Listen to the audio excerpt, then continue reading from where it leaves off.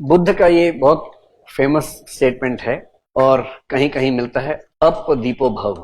इसका मतलब होता है बी योर ऑन लाइट, अपने दीपक खुद बनो। And what does it mean exactly? देखो, बुद्ध की सबसे अच्छी बात पता क्या है आपको? मैंने बताया था कि 1956 में जब डॉक्टर अंबेडकर ने बुद्धिज्म ज्वाइन किया, बहुत इंटरेस्टिंग उसके पीछे के इंसिडेंट्स हैं बहुत सारे। अंबेडकर जी की कहानी में ना कई बड़ी इंटरेस्टिंग पेज हैं, बहुत मोड़ हैं। 2 बार उन पर अटेम्प्ट टू मर्डर हुआ just because he belonged to a lower caste. And Dr. Ambedkar had to face discrimination every time in his life. अब जब वो दुनिया देख के आ गए, वहां कास्ट सिस्टम नहीं है, तो देश आगे हैं, यहाँ कास्ट सिस्टम में, तो उनको बड़ी नफरत होती थी। उन्होंने खूब कोशिश की कि भाई ये सब चीजें ना हो। महात्मा गांधी से भी कहा, गांधी जी बोले चिंता मत कीजिए, हम सबका एचपी करेंगे, धीरे धीरे सब ठीक हो जाएगा। एचपी समझ रहे हैं ना, जब परिवर्तन करेंगे। उन्होंने काफी देर वेट किया, एचपी हो जाए हो जाए हो जाए, हुआ ही नहीं एचपी। तो बोले यार महात्मा जी, आप जैसा आदमी 1000 साल में एक होता है जिसकी बात पूरा समाज मानता है। अगर आप एचपी नहीं कर पाए तो किसकी वेट करे, कौन करेगा? और जब उन पे 2 अटेम्प्ट्स हुए मर्डर के, तो उनको और टेंशन इस बात से हुई और उन्होंने यहां तक कहा कि I am born as a Hindu which was not in my control, but I will not die as a Hindu because that is under my control. This he mentioned in 1938 और 39 in a public meeting in Maharashtra. तो गांधी जी ने बहुत समझाया उनको, तो वो रुक गए उस समय। But in 1956, finally he made up his mind and converted to Buddhism. So there has to be some reason behind this change of mind. तो उन्होंने कई रीजंस बताए, जिनमें से एक बड़ा अच्छा रीजन ये बताया कि बुद्ध या बुद्ध का जो रास्ता है वो इस सेंस में इंटरेस्टिंग है कि पहली बात तो बुद्ध ट्रांसेंडेंटल चीजों पर उनका यकीन नहीं है। प्रतीति समुत्पाद का मतलब क्या होता है? Everything that is happening in the world, it's cause can be found in the world. तो उनको लगा बड़ा साइंटिफिक सा दिमाग है बुद्ध का। And finally he give one more reason कि बाकी सभी रिलीजन्स में एक ऐसा आदमी है जो बोलता है कि मैं तुमको स्वर्ग दूंगा, मैं तुमको मोक्ष दूंगा। Buddha is the only person who doesn't say मैं तुम्हें मोक्ष दूंगा, मैं तुम्हें स्वर्ग दूंगा। वो कहते हैं अपना रास्ता खुद निकालो, be your own light. And no other religious propounder says be your own light. This kind of democracy within a religion is almost unavailable in any religion whatsoever. So this was one of the reasons that even Dr. Ambedkar embraced Buddhism. This principle, be your own light. So he accepted Buddhism, but he didn't accept Buddhism as it was. He changed a lot.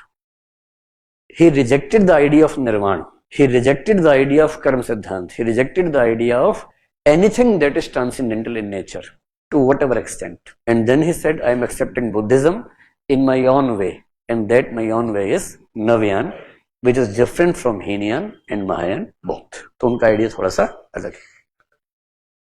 इनका सवाल है कि जैसे अंबेडकर जी ने Buddhism में convert किया, is it a way to avoid और eliminate caste discrimination? मेरे ख्याल से बहुत रियल टर्म्स में असर आता नहीं है। अच्छा, 1950 में जब SC/ST ऑर्डर पास हुआ प्रेसिडेंट का, उसमें बुद्धिज्म उसमें शामिल था, और वो भी डॉक्टर अंबेडकर की समझ थी कि इन लोगों को SC रिजर्वेशन मिल सके, ये उसमें पहले से अंडरस्टैंडिंग थी उनकी। पर if you ask me practically, धर्म बदलने से बहुत फर्क नहीं पड़ता है, एटलीस्ट 1-2 जनरेशन पे तो नहीं पड़ता है। उसके बाद रिलीजियस आइडेंटिटी चेंज हो जाती है, सोशल चेंज नहीं होती है, रिलीजियस चेंज हो जाती है 1-2 जनरेशन के बाद। जैसे अगर आप छत्तीसगढ़ में जो ट्राइबल बेल्ट है, अगर वहां देखें, वहां कन्वर्जन खूब होते थे, तो एक खूब कंसेप्ट चलता था कि अब ट्राइबल आदमी है, चर्च के लोग आए, उनको इन्फ्लुएंस किया, उनको लग रहा फायदा है तो बदल लिया। अब नाम था राम कुमार, अब नाम हो गया डेविड कुमार।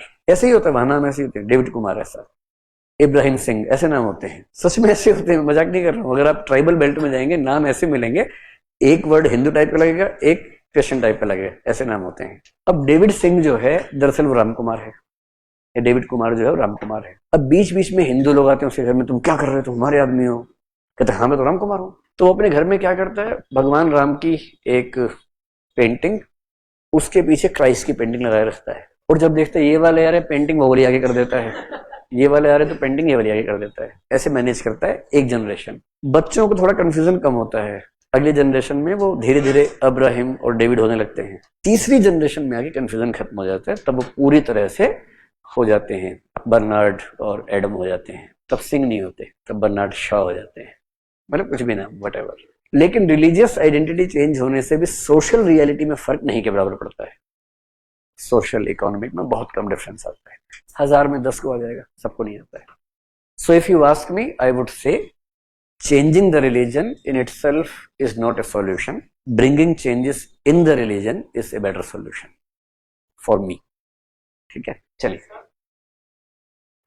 देखो, नवयान का आइडिया फेल्ड आइडिया तो नहीं है, क्योंकि आज भी हर साल अक्टूबर महीने में मतलब 50,000 1,00,000 लोग एक साथ बुद्धिज्म में कन्वर्ट होते हैं। For the lower caste in India, converting to Buddhism has become a kind of social mobility. अभी आपने देखा कुछ दिन पहले दिल्ली सरकार में एक मंत्री थे जिनको हटाया गया, and this happened in the month of October. अक्टूबर के महीने में ही उन्होंने कन्वर्ट किया था डॉक्टर अंबेडकर ने। दिसंबर में डेथ हो गई थी उनकी 56 में। तो उस दिन नागपुर में बहुत सारे लोग जो दलित लोग हैं जाते हैं, और वो जो 22 प्रतिज्ञाएं डॉक्टर अंबेडकर ने बताई थी नवयान में, उनको लेके खुद को नवयान में कन्वर्ट करते हैं। तो in the Dalit community, getting converted to Buddhism, Navayana Buddhism has become a route to social mobility. और अब बहुत इंटरेस्टिंग है, महात्मा गांधी की प्रतिमा टूट जाए इस देश में किसी को फर्क नहीं पड़ता आजकल।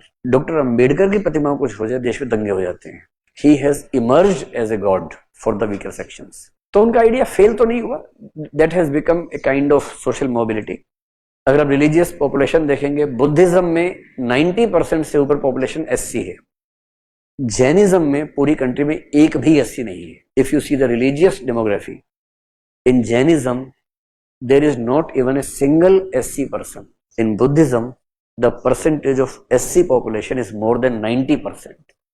So that defines the demography of different religions in a country. और उससे फिर बहुत फर्क पड़ता है। So Buddhism has become a kind of a movement for the Dalit class, Dalit caste. तो उस सेंस में तो अम्बेडकर का ठीक ही रहा।